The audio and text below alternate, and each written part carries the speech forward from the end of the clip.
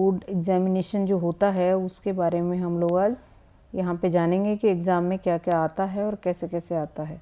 ठीक है, चलिए देखिए, सबसे पहले हम लोग देखते हैं कि लिटरेचर में 3 किताबें होती हैं और उन 3 किताबों में एक तो होती है प्रोज़, एक होती है पोएट्री और एक होती है सप्लीमेंट्री। ठीक, जो प्रोज़ होता है वो होता है हमारा 15 नंबर का, जो पोएट्री होती है वो होती है 8 नंबर की और जो सप्लीमेंट्री होती है वो होती है हमारी 12 नंबर की आती है। ठीक है, प्रोज़ में से क्या क्या आता है, इन 15 नंबर में क्या क्या आता है, देखिए 5 तो आते हैं MCQ और 2 आते हैं शॉर्ट क्वेश्चन। ये SQ मतलब शॉर्ट क्वेश्चन, LQ मतलब लॉन्ग क्वेश्चन। 2 आते हैं शॉर्ट क्वेश्चन जो कि 3-3 नंबर के आएंगे, वो आते हैं, तो हो गया 6 नंबर, ये हो गया। और एक क्वेश्चन आता है हमारा लॉन्ग क्वेश्चन जो कि आता है हमारा 4 नंबर का। देखिए, जो शॉर्ट क्वेश्चन होता है जो 3 नंबर में आपको लिखना होगा वो 30 से 40 वर्ड लिखने होंगे, तो उसके आएंगे, आपको मिलेंगे 3 नंबर।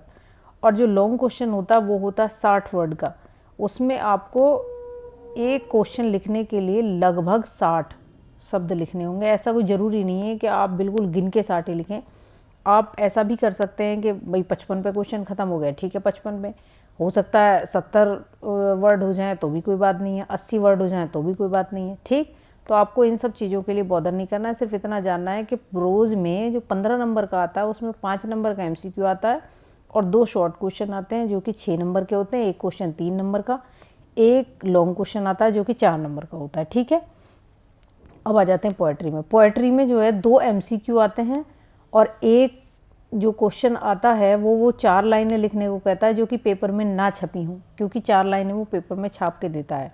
ठीक, जिनसे वो 2 क्वेश्चन पूछता है। जो ये वाले जो 2 क्वेश्चन हैं वो 4 लाइनें छापेगा और उसके बाद में वो 2 क्वेश्चन उन 4 लाइनों से पूछेगा। ठीक है, ऐसे होता है। तो वो वाली 4 लाइनें नहीं लिखनी है आपको जो पेपर में लिखी हुई हैं, इसलिए मैं आपसे कहती हूँ कि आप 8 लाइनें याद करके रखिए। अगर 4 लाइनें पेपर में आ भी जाती हैं तो आप 4 लाइनें वहाँ पर लिख सकते हैं। ठीक है, एक क्वेश्चन जो होता है उसको वो पूछता है सेंट्रल आइडिया। ठीक, सेंट्रल आइडिया भी 3 नंबर का होता है और 4 लाइनें भी 3 नंबर की होती हैं। 3 3 6 2 8 नंबर का, ये आपका हो गया पोएट्री का। ठीक, अब आ जाते हैं हम सप्लीमेंट्री पे। सप्लीमेंट्री में से आता है 12 नंबर का, जिसमें से 5 तो आएंगे MCQ। ठीक है जी, और एक आता है उसमें से शॉर्ट क्वेश्चन जो कि 3 नंबर का होता है और एक आता है उसमें से लॉन्ग क्वेश्चन जो कि कितने नंबर का होता है, 4 नंबर का।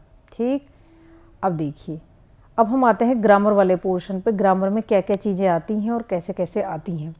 देखिए, ग्रामर में से आता है, टोटल जो पेपर आएगा वो आएगा 70 नंबर का, तो जो 35 नंबर है वो तो आता है लिटरेचर में से, तो बाकी के 35 नंबर किस में से आएंगे, ग्रामर में से आएंगे, जिसमें 8 तो MCQ आएंगे।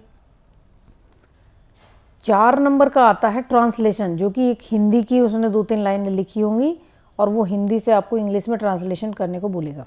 ठीक है जी, 4 नंबर की पूछेगा वो एप्लीकेशन और 6 नंबर का आता है एस्से।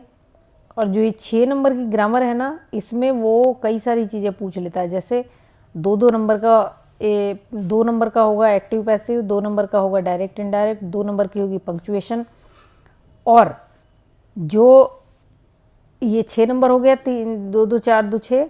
ठीक है, ये 24 नंबर सवाल होगा, आगे हम बात करेंगे इस बारे में भी।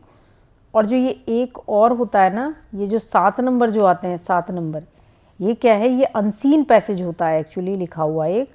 उस अनसीन पैसेज में अनसीन पैराग्राफ होगा एक, उसमें वो 2-2 नंबर के 3 क्वेश्चन पूछेगा।